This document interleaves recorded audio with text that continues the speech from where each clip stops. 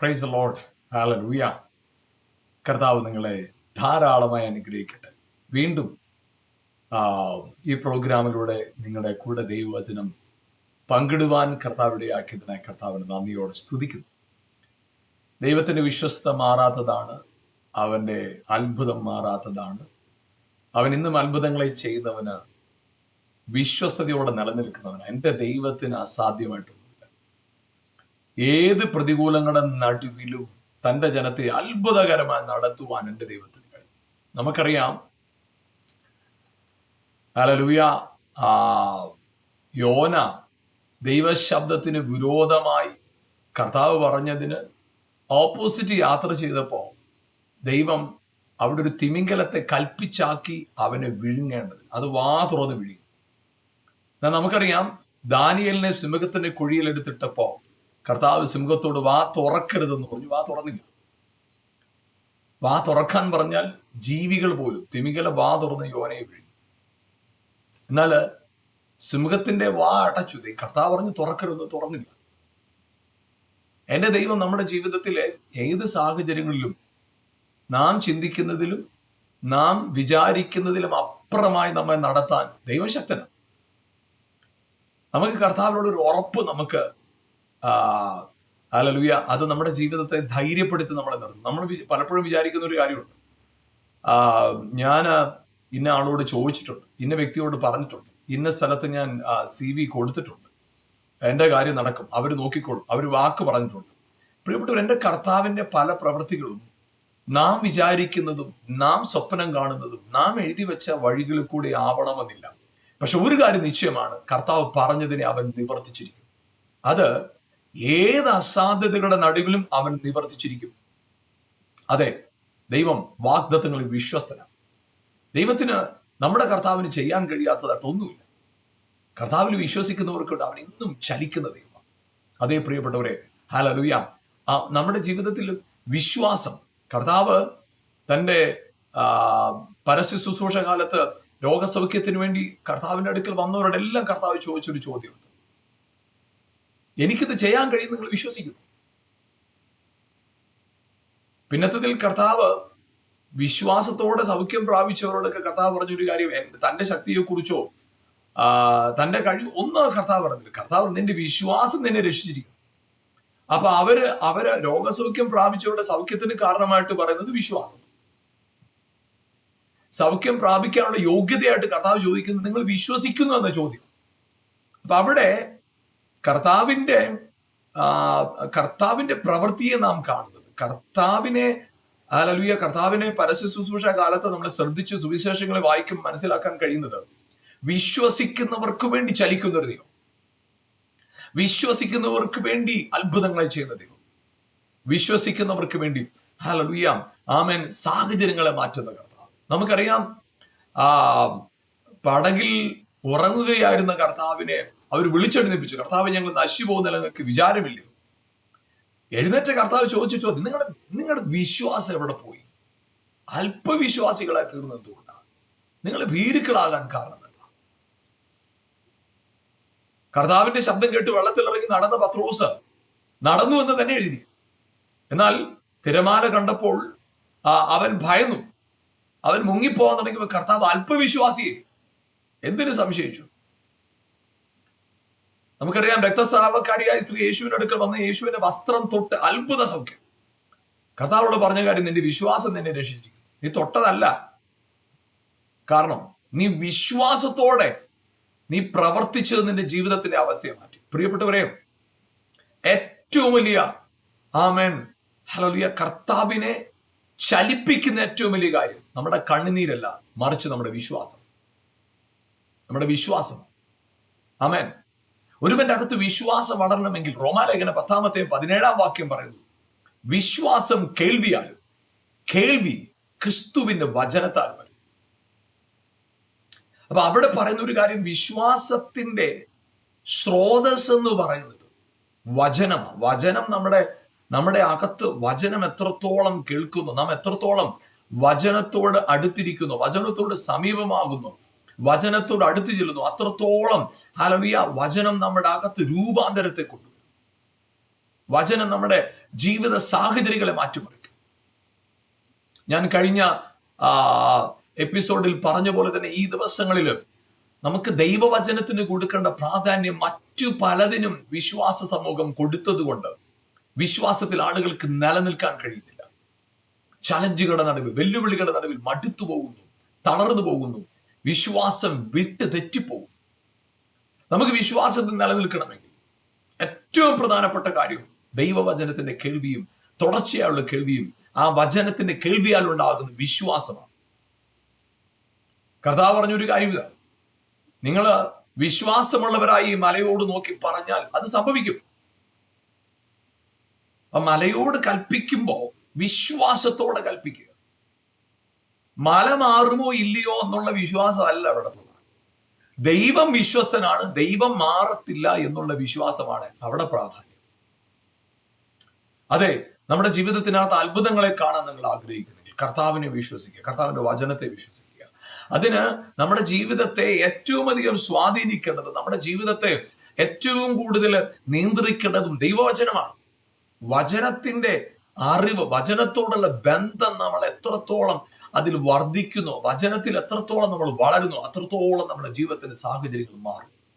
അതുകൊണ്ട് പ്രിയപ്പെട്ട നാളുകളിൽ ദൈവവചനത്തിലേക്ക് തിരിഞ്ഞു വരണം, മടങ്ങി വരിക, വചനത്തിലേക്ക് മടങ്ങി വരിക. അതേ പ്രിയപ്പെട്ടവരെ, അത്ഭുതങ്ങളും അടയാളങ്ങളും ആമേൻ നമ്മൾ കർത്താവിനെ ആരാധിക്കുമ്പോൾ സൗഖ്യമുണ്ടാവും നിശ്ചയമായിട്ട്. ഒരു കൃപാവരമുള്ള വ്യക്തി, നമുക്കറിയാം കൃപാവരങ്ങളെ കുറിച്ച് പറയുമ്പോൾ രോഗസൗഖ്യ വരം എന്ന് തന്നെ പറയുന്നു. അപ്പോഴങ്ങനെ രോഗസൗഖ്യം ആ ഗിഫ്റ്റ് ഉള്ളവർ, അവരെ പ്രാർത്ഥിച്ചാൽ, വിശ്വാസമുള്ളവർ പ്രാർത്ഥിച്ചാൽ രോഗസൗഖ്യം ഉണ്ടാവും നിശ്ചയമായിട്ട്. പക്ഷേ നമ്മളായിരിക്കുന്ന സ്ഥലത്ത് വേറെ ആരും നമ്മുടെ തലയിൽ കൈവയ്ക്കുകയോ ഒരു അശുദ്ധിയുമോ ഇതൊന്നും ഇല്ലാതെ തന്നെ സൗഖ്യം പ്രാപിക്കാൻ വളരെ തുറന്നൊരു വഴിയാണ് ദൈവവചനത്തെ മനസ്സിലാക്കുക, ദൈവവചനത്തെ സ്വീകരിക്കാം. വചനം നമ്മൾ സ്വീകരിക്കുമ്പോൾ അതെത്ര ജീർണിച്ച അവസ്ഥയിൽ നമ്മളെ എഴുന്നേൽപ്പിച്ചു. ചിലപ്പോൾ നമ്മുടെ ജീവിതത്തിനകത്ത് അത് തമാശ പോലെ തോന്നിയേക്കാം, മറ്റുള്ളവർ പരിഹസിക്കുന്ന കാരണം പോലെ ചില സാക്ഷ്യങ്ങൾ തോന്നിയേക്കാം. പക്ഷെ കർത്താവ് വചനത്തിൽ വിശ്വസിക്കുന്നതിനോട് ഇന്നും പ്രവർത്തിക്കുന്ന ദൈവം. അപ്പൊ നമ്മുടെ വിശ്വാസത്തിന്റെ അടിസ്ഥാനം എന്ന് പറയുന്നത് വചനത്തിന്റെ കേൾവി. ദൈവവചനത്തെ തുടർമാനമായിട്ട് കേൾക്കുക, വചനം വായിക്കുക, വചനത്തോടുള്ള ബന്ധത്തിലായിത്തീരുക. മറ്റെല്ലാ കാര്യങ്ങൾക്കും നമുക്ക് സമയം നമ്മൾ കണ്ടെത്താറുണ്ട്. പക്ഷേ പലപ്പോഴും വചനം പഠിക്കാൻ, വചനം മനസ്സിലാക്കാണ്ട്, വചനത്തോട് കൂടിരിക്കാനായിട്ട് നമ്മൾ സമയം കണ്ടെത്താറില്ല. പ്രിയപ്പെട്ടവർ, നമ്മുടെ ജീവിതത്തിനകത്ത് ഏറ്റവും പ്രധാനപ്പെട്ട ഒരു കാര്യമാണ് വചനത്തിന്റെ പരിജ്ഞാനം, വചനത്തെക്കുറിച്ചുള്ള അറിവ്. ആ വചനത്തിന്റെ അറിവ് നമ്മുടെ ഉള്ളിൽ വരുന്തോറും ആ വചനം നമ്മുടെ ജീവിതത്തിന്റെ സാഹചര്യത്തെ മാറ്റിമറിക്കും, നമ്മളെ ഒരു അനുഗ്രഹമാക്കി തീർക്കുവാൻ വചനത്തിന്. അതുകൊണ്ട് ഹല്ലേലൂയ, നമ്മൾ ഈ പ്രോഗ്രാമിൽ കൂടെ ഉദ്ദേശിക്കുന്നത് തന്നെ നമ്മൾ വചനത്തിലേക്ക് നമ്മൾ മടങ്ങി വരിക എന്നുള്ള, വചനം, ദൈവവചനത്തിന്റെ വിശ്വാസത്തിലേക്ക്. അത് പ്രിയപ്പെട്ടവർ, വചനത്തെക്കുറിച്ച് നമ്മൾ മനസ്സിലാക്കുമ്പോൾ ഹല്ലേലൂയ വചനത്തിന്റെ രണ്ട് തലം നമുക്ക് മനസ്സിലാക്കാനായിട്ട് കഴിയും. ഒന്ന് ഹല്ലേലൂയ ലോഗോസ്, എഴുതപ്പെട്ട വചനം. റേമ, ഹല്ലേലൂയ സംസാരിച്ച വചനം, കേട്ട വചനം, ജീവിക്കുന്ന വചനം. അതേ പ്രിയപ്പെട്ടവർ, ഹല്ലേലൂയ ആമേൻ പഴയ നിയമത്തെ കുറിച്ച് പറയുന്നത് ഹല്ലേലൂയ എഴുതപ്പെട്ട നിയമമാണ്. അതുകൊണ്ട് തന്നെയാണ് കൊരിന്ത്യർ ലേഖനത്തിൽ പറയുന്നത് അക്ഷരം കൊല്ലുന്നു, ആത്മാവ് ജീവിപ്പിക്കുന്നു. അപ്പൊ ആത്മാവ് എന്താണ്? ആത്മാവിനെ കുറിച്ച് യോഹന്നാന്റെ സുവിശേഷത്തില് അതിന്റെ 6-ാമത്തെ അധ്യായത്തിൽ 69-ാമത്തെ വാക്യത്തിൽ ഇങ്ങനെയാണ് എഴുതിയിരിക്കുന്നത്: മാംസം ഒന്നിനും ഉപകരിക്കുന്നില്ല, ആത്മാവ് ജീവിപ്പിക്കുന്നു. മാംസം ഒന്നിനും ഉപകരിക്കുന്നില്ല, ഞാൻ നിങ്ങളോട് സംസാരിച്ച വചനം തന്നെ ആത്മാവും ജീവനുമാണ്. അപ്പോ ഹല്ലേലൂയ വചനം അക്ഷരം കൊല്ലുന്നു, ആത്മാവ് ജീവിപ്പിക്കുന്നു. എന്താണ് ആത്മാവ്? ഞാൻ നിങ്ങളോട് സംസാരിച്ച വചനം.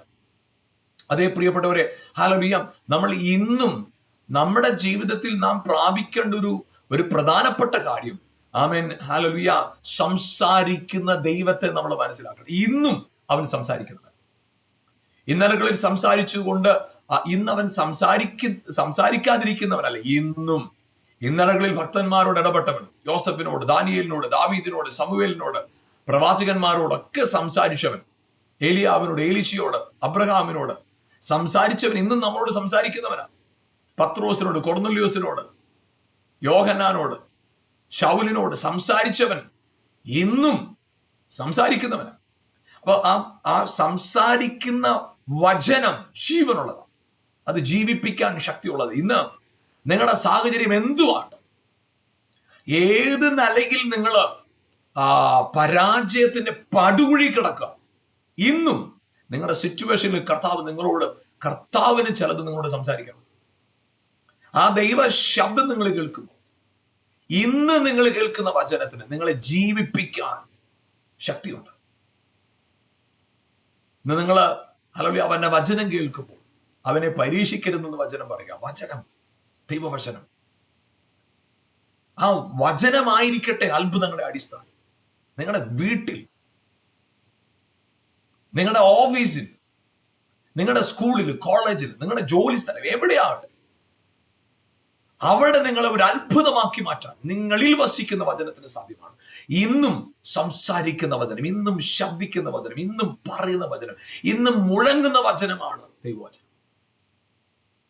അതുകൊണ്ട് പ്രിയപ്പെട്ടവരെ, വചനത്തിനൊരു പരിധി വെച്ച്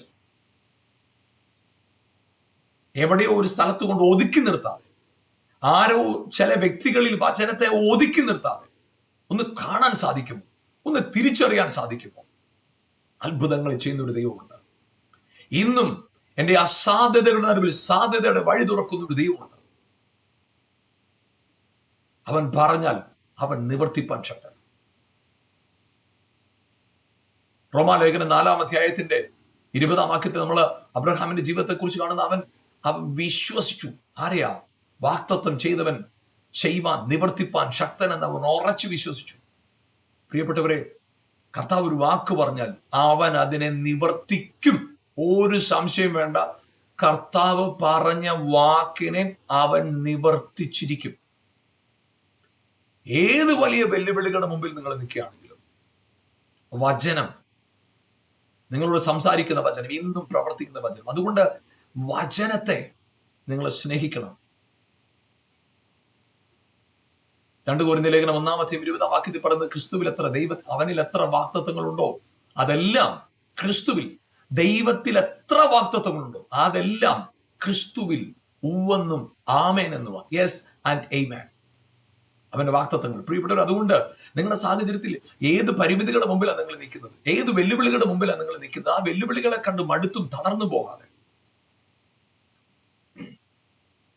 അത് നിങ്ങളുടെ ജീവിതത്തിൽ എല്ലാം തകർന്നു, എല്ലാം കഴിഞ്ഞു എന്ന് നിങ്ങൾ നിങ്ങളോട് തന്നെ പറഞ്ഞ് മടുത്തു പോകാതെ, വാഗ്ദത്തം ചെയ്തവൻ വിശ്വസ്തനാണെന്ന് ഉറച്ചു വിശ്വസിച്ച് ഇന്നും ഇപ്പോൾ നിങ്ങൾ ആയിരിക്കുന്ന ഈ സിറ്റുവേഷനിൽ അത്ഭുതം ചെയ്യാൻ എൻ്റെ കർത്താവ് അവസ്ഥകളെ അവൻ മാറ്റിയിരിക്കും. ഒരു സംശയം വേണ്ട. സാഹചര്യങ്ങളെ മാറ്റാൻ ശക്തൻ. അവനിൽ വിശ്വസിക്കാം. അവൻ നിങ്ങളുടെ അവസ്ഥകളെ മാറ്റാൻ മതിയായത്. യെസ്, വചനം, അവൻ പറഞ്ഞതിനെ അവൻ നിവർത്തിപ്പാൻ ശക്തൻ. യോഹന്നാന്റെ സുവിശേഷം 1-ാം അധ്യായം പറയുന്നത്, ആദിയിൽ വചനമുണ്ടായിരുന്നു, വചനം ദൈവത്തോട് കൂടെയായിരുന്നു, വചനം ദൈവമായിരുന്നു. ഈ വചനത്തെക്കുറിച്ച് നമ്മൾ കാണുന്നത് എബ്രായ ലേഖനം അതിന്റെ 11-ാം അധ്യായത്തില് നമ്മൾ കാണുന്ന വാക്യം ഇങ്ങനെയാണ്. എബ്രായ ലേഖനം 11:3, ഈ കാണുന്ന ലോകത്തിന് ദൃശ്യമായതല്ല കാരണം എന്ന് വരുമാറ് ലോകം ദൈവത്തിന്റെ വചനത്താൽ നിർമ്മിക്കപ്പെട്ടു എന്ന് നാം വിശ്വാസത്താൽ അറിയുന്നു. അപ്പൊ ഇവിടെ പറയുന്ന ഒരു കാര്യം ഇതാണ്, ദൈവം തന്റെ വചനത്താൽ സകലത്തിനെയും സൃഷ്ടിച്ചു. ഉൽപ്പത്തി പുസ്തകത്തിൽ 1-ാം അധ്യായത്തിൽ സൃഷ്ടിയുടെ വിവരണം നമ്മൾ വായിക്കുമ്പോൾ ക്രമമായി അവിടെ 6 ദിവസത്തെ സൃഷ്ടിയെക്കുറിച്ച് പറയുന്ന ഒരു കാര്യമുണ്ട്. ഉണ്ടാകട്ടെ എന്ന് പറഞ്ഞു ഉണ്ടായി. കർത്താവിന്റെ പ്രത്യേകത, അവൻ പറയുന്നത് സംഭവിച്ചിരിക്കും. Praise God. നിങ്ങളുടെ സാഹചര്യം എന്തുമാണ്, അവൻ പറഞ്ഞതിനെ അവൻ നിവർത്തിക്കും. യെസ്, തകർന്നതിൽ നിന്ന്, ചാരമായി പോയതിൽ നിന്ന്, തീർന്നു പോയതിൽ നിന്ന് വീണ്ടും പണിയാൻ, എഴുന്നേൽപ്പിക്കാൻ ദൈവം ശക്തനാണ്. സംശയം വേണ്ട കാര്യത്തിൽ. തകർന്നു പോയിടത്തു നിന്ന്, ശൂന്യമായിടത്തു നിന്ന് വീണ്ടും പണിയാൻ എൻ്റെ ദൈവം ശക്തനാണ്. എൻ്റെ ദൈവം ശക്തനാണ്. അതുകൊണ്ട് ഇപ്പോഴുള്ള സാഹചര്യങ്ങളിൽ നിങ്ങൾ മടുത്തു പോയവരാണോ, തളർന്നു പോയവരാണോ? ദൈവവചനത്തിൽ വിശ്വസിച്ച് അവൻ തന്റെ വചനത്താൽ സകലത്തിനെയും സൃഷ്ടിച്ചത് മാത്രമല്ല. എബ്രായ ലേഖനം അതിന്റെ 1-ാമത്തെ അധ്യായത്തിന്റെ 3-ാമത്തെ വാക്യം വചനം ഇങ്ങനെയാണ് എഴുതിയിരിക്കുന്നത്: അവൻ അവന്റെ തേജസ്സിന്റെ പ്രഭയും തത്വത്തിന്റെ മുദ്രയും സകലത്തെയും തന്റെ ശക്തിയുള്ള വചനത്താൽ വഹിക്കുന്നവനുമാകൊണ്ട്. ഇവിടെ പറയുന്നത് 11-ാം അധ്യായത്തിന്റെ 3-ാം വാക്യത്തിൽ പറയുന്നത് തന്റെ വചനത്താൽ സകലവും സൃഷ്ടിച്ചു. എന്നാൽ 1-ാം അധ്യായത്തിന്റെ 3-ാം വാക്യം പറയുന്നത് സകലത്തെയും തന്റെ വചനത്താൽ വഹിക്കുന്നവൻ. Praise God. തന്റെ വചനത്താൽ സൃഷ്ടിക്കുക മാത്രമല്ല, വചനത്താൽ വഹിക്കുകയും ചെയ്യുന്നവനാണ്, താങ്ങുന്നവനാണ്. Praise God. ഹല്ലേലൂയ. പ്രിയപ്പെട്ടവർ, നിങ്ങളുടെ ജീവിതത്തിനകത്ത് ദൈവവചനത്തിന്റെ പ്രസക്തി നിങ്ങൾ തിരിച്ചറിയുമ്പോൾ നിങ്ങളുടെ പല ചോദ്യങ്ങൾക്കും മറുപടിയാവും. നിങ്ങളുടെ ഹൃദയത്തിലെ പല ഭയങ്ങളും ഇല്ലാതെ തീരും. ആശങ്കകൾ, ആകുലതകൾ മാറിപ്പോകും. കാരണം വാക്ക് പറഞ്ഞ ഒരു ദൈവം നമ്മുടെ കൂടെ ഉണ്ട്. വചനത്തിൽ വിശ്വസ്തനായ ഒരു ദൈവം നമ്മുടെ കൂടെ ഉണ്ട്. അതുകൊണ്ട് പ്രിയപ്പെട്ടവർ, നിങ്ങൾ ദയവായി ദൈവവചനത്തെ സ്നേഹിക്കണം, വചനം വായിക്കണം,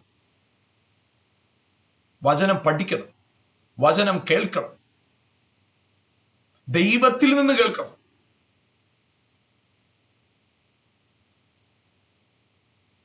ഹല്ലേലൂയ.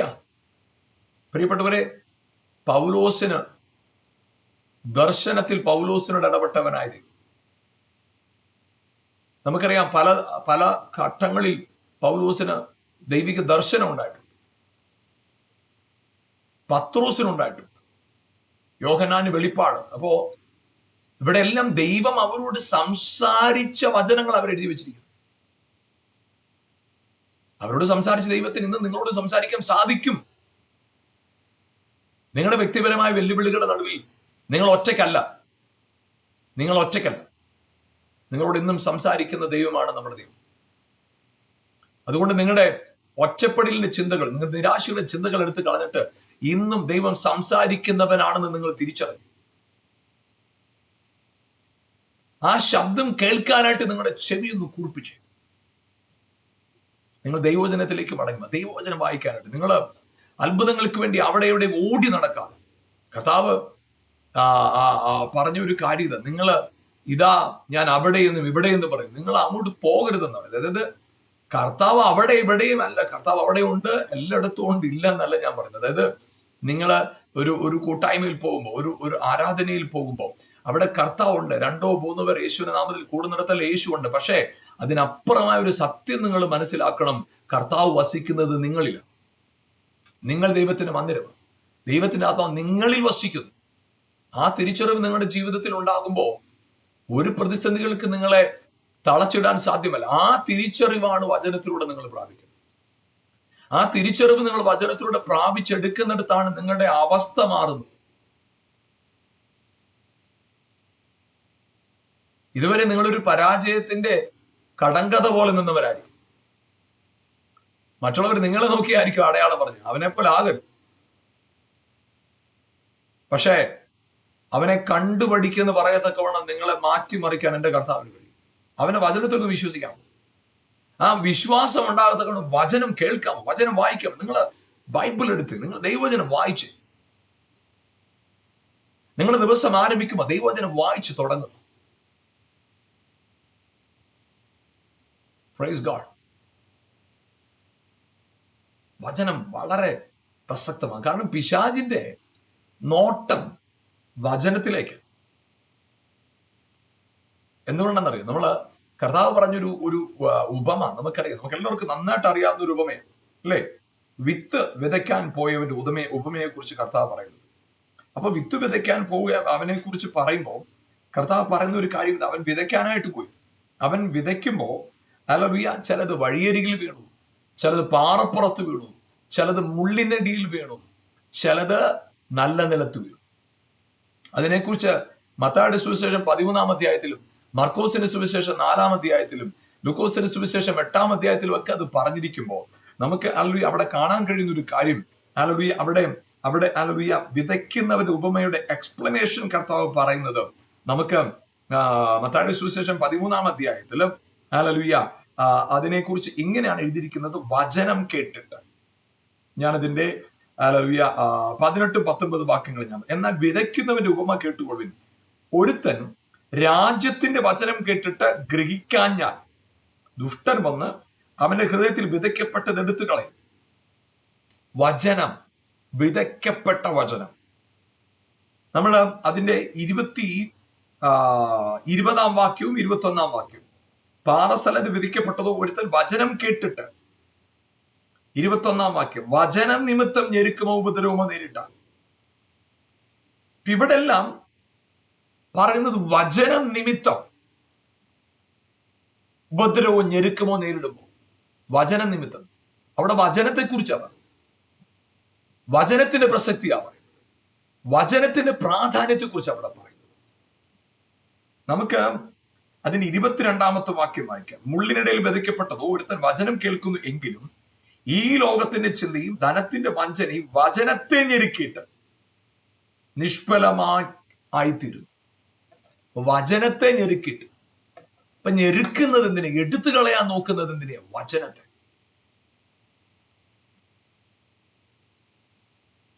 അപ്പൊ ഫലം കായ്ക്കാനായിട്ട് നമ്മളിൽ വേണ്ടത് എന്താണ്? ദൈവവചനത്തിന്റെ അറിവ്, ദൈവവചനത്തിന്റെ പരിജ്ഞാനം. നിങ്ങളുടെ കുഞ്ഞുങ്ങളെ പരിപോഷിപ്പിക്കേണ്ടത് ദൈവവചനത്തിൽ. നിങ്ങൾ നിങ്ങളെ തന്നെയും പരിപോഷിപ്പിക്കേണ്ടത് ദൈവവചനത്തിൽ. പലപ്പോഴും നമുക്കറിയാം, നമ്മുടെ ശരീരത്തിന് പ്രോട്ടീൻസിന്റെയും വൈറ്റമിൻസിന്റെയും ഒക്കെ കുറവുകൾ വന്നു കഴിഞ്ഞാൽ നമ്മൾ ഉടൻ തന്നെ ചികിത്സ കണ്ടെത്തും. അതിന് നമ്മൾ സപ്ലിമെന്റ്സ് കഴിക്കും, അല്ലെങ്കിൽ ഭക്ഷണക്രമങ്ങളിൽ ഒരു മാറ്റം വരുത്തും, ഇതൊക്കെ ചെയ്യും. ശാരീരികമായിട്ട് രോഗമുള്ളപ്പോൾ അപ്പം തന്നെ നമ്മൾ വേഗം എത്രയും പെട്ടെന്ന് ഡോക്ടറെ പോയി കാണുകയോ അതിന് ചികിത്സ തേടുകയൊക്കെ ചെയ്യും.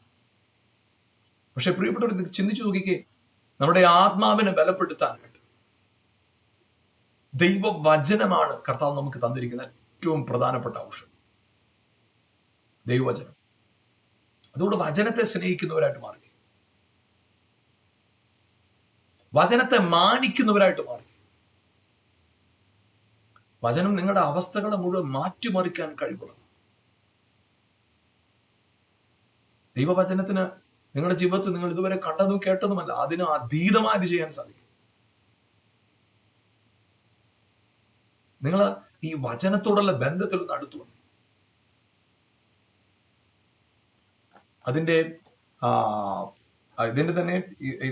ഇതിനെ കുറിച്ച് പറയുമ്പോൾ നമുക്ക് അതിന്റെ 23-ാമത്തെ വാക്യം, മത്തായിയുടെ സുവിശേഷം 13:23, നല്ല നിലത്ത് വിതയ്ക്കപ്പെട്ടതോ ഒരുത്തൻ വചനം കേട്ട് ഗ്രഹിക്കുന്നതാകും, അത് വിളഞ്ഞ് 100, 60, 30 മേനി ഫലം കായ്ക്കും. എന്നാൽ അതിന്റെ ലൂക്കോസിന്റെ സുവിശേഷം 8-ാം അധ്യായത്തില് അതിനെക്കുറിച്ച് എഴുതിയിരിക്കുന്നത് ഇങ്ങനെയാണ്. അവിടെ നമുക്ക് അതിന്റെ ലൂക്കോസിന്റെ സുവിശേഷം 8-ാം അധ്യായം 15-ാം വാക്യം, നല്ല മണ്ണിലുള്ളതോ വചനം കേട്ട് ഗുണമുള്ള നല്ല ഹൃദയത്തിൽ സംഗ്രഹിച്ച് ക്ഷമയോടെ ഫലം കൊടുക്കുന്നത് തന്നെ. അപ്പൊ അവിടെ പറയുന്നത് വചനം കേട്ട് സംഗ്രഹിച്ച് ക്ഷമയോടെ ഫലം കായ്ക്കുക. അപ്പൊ ഈ വചനം കേൾക്കുക, അതിനെ സംഗ്രഹിക്കുക, അതിനെ അകത്ത് കൊണ്ടു നടക്കുക. അതേ പ്രിയപ്പെട്ടവരെ, ഹല്ലേലൂയ, നിങ്ങളുടെ ദൈവവചനം കേൾക്കുന്നത് അവിടെ കൊണ്ട് വിട്ടുകളയരുത്. ആ വചനത്തെ നിങ്ങളുടെ ഹൃദയത്തിൽ ചുമന്നേ. ഒരുപക്ഷെ നിങ്ങൾ വിചാരിച്ചേക്കാം നിങ്ങൾ വചനം ചുമക്കുക. നല്ലല്ല, നിങ്ങൾ ഇപ്പോൾ നിങ്ങളുടെ ഹൃദയത്തിൽ വചനം ചുമന്നാൽ അത് ശരിക്കുള്ള അർത്ഥത്തിൽ നിങ്ങൾ ചിന്തിച്ചാൽ ആ വചനമാണ് നിങ്ങളെ നിർത്തുന്നത്, ആ വചനമാണ് നിങ്ങളെ ചുമക്കുന്നത്. നിങ്ങളുടെ ദൈവവചനത്തിലേക്ക് തിരിഞ്ഞ് വചനം നിങ്ങളുടെ അവസ്ഥയെ മാറ്റും. നിങ്ങളിൽ വലിയ പ്രവർത്തികളെ ചെയ്യാനായിട്ട് ദൈവവചനത്തിന് ശക്തിയുണ്ട്. അതെ, അതുകൊണ്ട് ആചാരങ്ങളിലോ അനുഷ്ഠാനങ്ങളിലോ കുരുങ്ങിക്കിടക്കാനല്ല, വചനത്തിന്റെ സ്വാതന്ത്ര്യം അനുഭവിക്കാനായിട്ട് കർത്താവ് നമ്മളെ വിളിച്ചിരിക്കുന്നത്. അതെ, ഹല്ലേലൂയ. അപ്പോഴാ വചനത്തിന്റെ സ്വാതന്ത്ര്യം അനുഭവിക്കുന്നതിനായിട്ട് നമുക്ക് മാറാം. Praise God. ഇന്ന് വചനത്തിൽ വിശ്വസിച്ച് അവൻ പറഞ്ഞത് നമ്മളിൽ സംഭവിച്ചിരിക്കും. അബ്രഹാമിന്റെ ജീവിതത്തിൽ 75-ാമത്തെ വയസ്സിൽ വാഗ്ദത്തം കൊടുത്തു, 100-ാമത്തെ വയസ്സിൽ നിവർത്തിച്ചു. തന്റെ ജനത്തിന്റെ വിടുതല്, തന്റെ തലമുറയുടെ വിടുതലിനെ കുറിച്ച് കർത്താവ് അബ്രഹാമിനോട് ദൂത് പറഞ്ഞു. എന്നാൽ 430 വർഷം കഴിഞ്ഞപ്പോഴും കർത്താവ് നിവർത്തിച്ചു. ദാവീദിനോട് അവനെ രാജാവാക്കുമെന്ന് പറഞ്ഞു. ശൗല് എത്ര എതിർത്തിട്ടും കർത്താവ് ചെയ്തു. യോസഫിന് ദർശനം കൊടുത്തവൻ ആ കൊടുത്ത ദർശനം അവനിൽ നിവർത്തിച്ചു. അതുകൊണ്ട് പ്രിയപ്പെട്ടവരെ, വിശ്വസിച്ചേ, ദൈവവചനത്തിൽ വിശ്വസിച്ചേ, വചനം നിങ്ങളുടെ അവസ്ഥയെ മാറ്റിയിരിക്കും. നിങ്ങളിൽ നല്ല പ്രവൃത്തി ആരംഭിച്ചവൻ ക്രിസ്തുവിന്റെ നാളോളം അതിനെ തികയ്ക്കും. ഇന്നും നിങ്ങളുടെ ചുറ്റുപാടുകൾ നോക്കരുത്. ചുറ്റുപാടുകൾ നിങ്ങളുടെ വചനത്തെ, നിങ്ങളിലുള്ള വചനത്തെ ഹല്ലേലൂയ ആമേൻ സ്വാധീനിക്കത്തില്ല. പക്ഷെ നിങ്ങളിലെ വചനം നിങ്ങളുടെ ചുറ്റുപാടുകളെ സ്വാധീനിക്കുന്നതായി തീരട്ടെ. നമുക്ക് ഒരുമിച്ച് പ്രാർത്ഥിക്കാം. നല്ല കർത്താവ്, യേശുവിന്റെ നാമത്തെ നമ്മൾ ഒരുമിച്ച് പ്രാർത്ഥിക്കുന്നു. കർത്താവിനെ കണ്ടുകൊണ്ടിരിക്കുന്ന പ്രിയപ്പെട്ടവർക്കായി സ്തോത്രം ചെയ്യുന്ന യേശുവിന്റെ നാമത്തിൽ അത്ഭുതകരമായ വിടുതൽ അവരിൽ ഉണ്ടാകട്ടെ. അവസ്ഥകളെ മാറ്റുവാൻ ശക്തനായവൻ ഇന്നും അസാധാരണ വീര്യപ്രവർത്തികളെ അവരുടെ ജീവിതത്തിൽ ചെയ്തെടുക്കുന്നതിനായി സ്തോത്രം. കർത്താവേ, നിന്റെ ശബ്ദം കേൾക്കുന്നവരായി, നിന്റെ വചനത്തെ കേൾക്കുന്നവരായി, ആ വചനത്തെ ജീവിതത്തിനകത്ത് ആമേൻ പ്രാവർത്തികമാക്കുന്നവർ, വചനത്തിന്റെ ശക്തിയെ തിരിച്ചറിയുന്നവരായിട്ട് മാറട്ടെ. ഇപ്പോൾ തന്നെ ആ ഭവനങ്ങളിൽ ദൈവവചനത്തിന്റെ ശക്തി പുറപ്പെടട്ടെ. അവരുടെ ശരീരങ്ങളിൽ, അവരുടെ തലമുറകളുടെ മേൽ, അവരുടെ സമ്പത്തിന് മേൽ, അവരുടെ ദർശനത്തിന് മേൽ, അവരുടെ ശുശ്രൂഷയുടെ മേൽ ദൈവവചനത്തിന്റെ ശക്തി വെളിപ്പെടുന്ന ഒരു ഹല്ലേലൂയ ആമേൻ സമയമായി ഇത് മാറട്ടെ. കർത്താവേ, അനുഗ്രഹിച്ച് പ്രാർത്ഥിക്കും യേശുവിൻ നാമത്തിൽ തന്നെ പിതാവേ, ആമേൻ, ആമേൻ. കർത്താവ് നിങ്ങളെ ധാരാളമായിട്ട് അനുഗ്രഹിക്കട്ടെ. ഹല്ലേലൂയ. തുടർന്ന് എല്ലാ എപ്പിസോഡുകളിലും ദൈവവചനത്തിലുള്ള പ്രസക്തിയെക്കുറിച്ചാണ് പഠിപ്പിക്കുന്നത്. അതുകൊണ്ട് നിങ്ങൾ തുടർച്ചയായിട്ട് ഈ പ്രോഗ്രാം കാണാനായിട്ട് നിങ്ങളെ ഞാൻ പ്രോത്സാഹിപ്പിക്കുന്നു. അതോടൊപ്പം തന്നെ എല്ലാ ദിവസവും ഒരു ദൈവവചന പഠന പരമ്പരയുണ്ട്. നിങ്ങൾക്ക് അതിൽ ജോയിൻ ചെയ്യാൻ ആഗ്രഹിക്കുന്നവർ ഇതിൽ തുടർന്ന് കാണുന്ന ഫോൺ നമ്പറിൽ ഒരു വാട്സപ്പ് അയച്ചു കഴിഞ്ഞാൽ നിങ്ങൾക്ക് അതിനുള്ള അവസരം ലഭിക്കുന്നതാണ്. കർത്താവ് നിങ്ങളെ അനുഗ്രഹിക്കട്ടെ. നിങ്ങൾ ഈ പ്രോഗ്രാം കാണുകയും നിങ്ങൾ ഇതിൻ്റെ അനുഗ്രഹം അനുഭവിക്കുകയും ചെയ്യുന്നതോടൊപ്പം തന്നെ മറ്റുള്ളവരെയും ഈ പ്രോഗ്രാം കാണാനായിട്ട് പ്രോത്സാഹിപ്പിക്കുക. കർത്താവ് നിങ്ങളെ ധാരാളമായി അനുഗ്രഹിക്കട്ടെ. God bless you.